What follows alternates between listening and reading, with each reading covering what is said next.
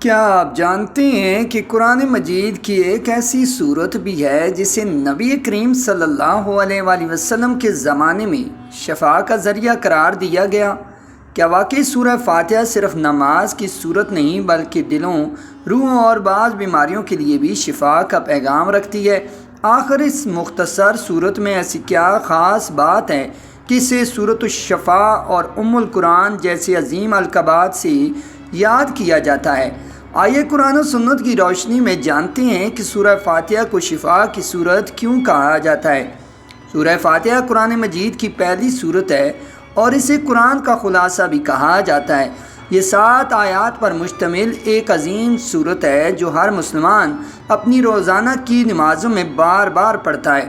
نماز میں سورہ فاتحہ کی اہمیت اس قدر زیادہ ہے کہ نبی کریم صلی اللہ علیہ وآلہ وسلم نے فرمایا کہ جو شخص نماز میں سورہ فاتحہ نہ پڑھے اس کی نماز مکمل نہیں ہوتی۔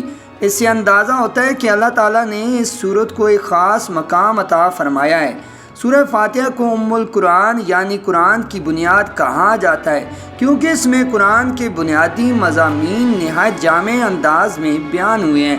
اللہ کی حمد، اس کی ربوبیت، رحمت، آخرت پر ایمان، عبادت، توکل اور ہدایت کی دعا، یہ سب موضوعات اس مختصر صورت میں جمع ہیں۔ یہی جامعیت اس سے قرآن کی سب سے نمایاں صورتوں میں شامل کرتی ہے۔ شفا کا مفہوم صرف جسمانی بیماری سے نجات نہیں بلکہ روحانی، ذہنی اور قلبی سکون بھی ہے۔ قرآن مجید خود اپنے بارے میں فرماتا ہے کہ یہ ایمان والوں کے لیے شفا اور رحمت ہے۔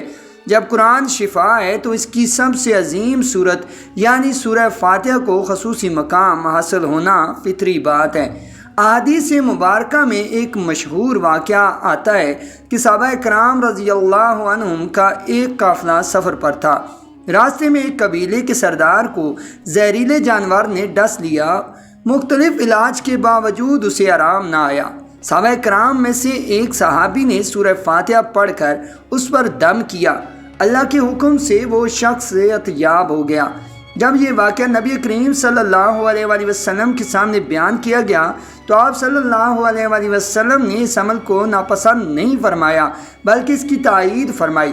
اس حدیث سے علماء نے استدلال کیا کہ سورہ فاتحہ اللہ کے حکم سے شفا کا ذریعہ بن سکتی ہے۔ یہ بات سمجھنا ضروری ہے کہ شفا دینے والا صرف اللہ تعالیٰ ہے۔ سورہ فاتحہ یا کوئی بھی دعا بذات خود مستقل طاقت نہیں رکھتی بلکہ اللہ تعالیٰ اپنے کلام میں برکت اور اثر پیدا فرماتا ہے۔ اسی لیے مسلمان سورہ فاتحہ پڑھتے وقت اللہ سے شفا کی امید رکھتے ہیں، نہ کہ الفاظ کو خود مختار طاقت سمجھتے ہیں۔ سورہ فاتحہ کا آغاز الحمدللہ رب العالمین سے ہوتا ہے۔ یہ آیت انسان کو یاد دلاتی ہے کہ تمام تعریفیں اللہ کے لیے ہیں جو سارے جہانوں کا رب ہے۔ جب ایک بیمار یا پریشان انسان یہ الفاظ پڑھتا ہے تو اس کے دل میں اللہ کی عظمت اور قدرت کا احساس تازہ ہوتا ہے۔ یہی احساس امید اور سکون پیدا کرتا ہے۔ اس کے بعد اللہ تعالیٰ کی صفت الرحمن الرحیم بیان کی گئی ہے، یعنی وہ نہایت مہربان اور رحم فرمانے والا ہے۔ بیماری، غم یا پریشانی میں مبتلا شخص جب اللہ کی رحمت کو یاد کرتا ہے تو اس کے دل میں مایوسی کم اور امید بڑھ سکتی ہے۔ روحانی شفا کا یہ ایک اہم پہلو ہے۔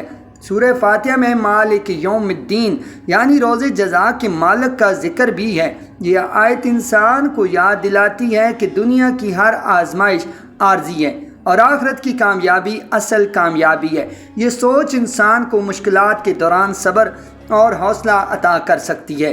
اس کے بعد بندہ کہتا ہے ایاک نعبد و ایاک نستعین، یعنی ہم تیری ہی عبادت کرتے ہیں اور تجھ ہی سے مدد مانگتے ہیں۔ یہ آیت مکمل توحید اور توکل کا اعلان ہے۔ جب انسان اپنی کمزوری کے باوجود اللہ پر بھروسہ کرتا ہے تو اس کے اندر روحانی طاقت پیدا ہوتی ہے۔ سورہ فاتحہ کا مرکزی حصہ ہدایت کی دعا ہے۔ اہدنا الصراط المستقیم یعنی ہمیں سیدھا راستہ دکھا۔ یہ دعا صرف دینی ہدایات کے لیے نہیں بلکہ زندگی کے ہر معاملے میں اللہ کی رہنمائی طلب کرنے کا اظہار بھی ہے۔ روحانی بیماریوں جیسے گمراہی، حسد، تکبر اور غفلت کا علاج بھی ہدایت ہی ہے۔ علماء نے لکھا ہے کہ سورہ فاتحہ دل کی بیماریوں کے لیے بھی شفا ہے۔ اگر کوئی شخص حسد، نفرت، مایوسی یا بے چینی کا شکار ہو تو قرآن کی تلاوت اور اللہ کی یاد اس کے لیے سکون کا ذریعہ بن سکتی ہے۔ سورہ فاتحہ چونکہ قرآن کا خلاصہ ہے، اس لیے اس میں خاص روحانی تاثیر پائی جاتی ہے۔ بہت سے مسلمان بیماری کے وقت سورہ فاتحہ پڑھ کر دم کرتے ہیں۔ یہ عمل احادیث سے ثابت ہے، لیکن اس کے ساتھ مناسب طبی علاج اختیار کرنا بھی ضروری ہے۔ اسلام دعا اور دوا دونوں کی تعلیم دیتا ہے۔ نبی کریم صلی اللہ علیہ وآلہ وسلم نے علاج کروانے کی ترغیب بھی دی اور دعاؤں کی تعلیم بھی دی۔ سورہ فاتحہ کی ایک خاص بات یہ ہے کہ یہ بندے اور رب کے درمیان ایک براہ راست مکالمہ پیدا کرتی ہے۔ حدیث قدسی میں آتا ہے کہ جب بندہ سورہ فاتحہ کی آیات پڑھتا ہے تو اللہ تعالیٰ ہر آیت کے جواب میں اپنے بندے کی بات قبول فرماتا ہے۔ یہ تعلق انسان کے ایمان کو مضبوط کرتا ہے اور دل کو سکون دیتا ہے۔ آج کے دور میں بہت سے لوگ ذہنی دباؤ، پریشانی اور بے چینی کا شکار ہیں۔ اگرچہ ہر مسئلے کا علاج صرف ایک چیز نہیں ہوتا، لیکن قرآن کی تلاوت، دعا اور اللہ کی یاد انسان کو روحانی سکون فراہم کر سکتی ہے۔ سورہ فاتحہ اس روحانی سکون کا ایک اہم ذریعہ ہے۔ سورہ فاتحہ کی تلاوت انسان کو یہ احساس دلاتی ہے کہ وہ اکیلا نہیں ہے۔ ایک ایسا رب موجود ہے جو اس کی دعائیں سنتا ہے، اس کے حالات جانتا ہے اور اس کی مدد پر قادر ہے۔ یہی یقین بہت سے لوگوں کے لیے امید اور حوصلے کا سبب بنتا ہے۔ نبی کریم صلی اللہ علیہ وآلہ وسلم نے قرآن کے ساتھ تعلق مضبوط کرنے کی تعلیم دی۔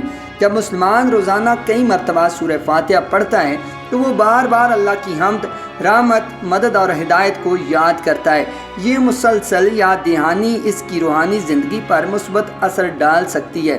سورہ فاتحہ صرف بیماری کے وقت پڑھنے کی صورت نہیں، بلکہ زندگی کے ہر لمحے کی صورت ہے۔ نماز میں اس کی تکرار اس بات کی علامت ہے کہ انسان کو ہر دن اور ہر حالت میں اللہ کی طرف رجوع کرنا چاہیے۔ یہ بھی یاد رکھنا چاہیے کہ شفا کا وقت اور طریقہ اللہ کی حکمت کے مطابق ہوتا ہے۔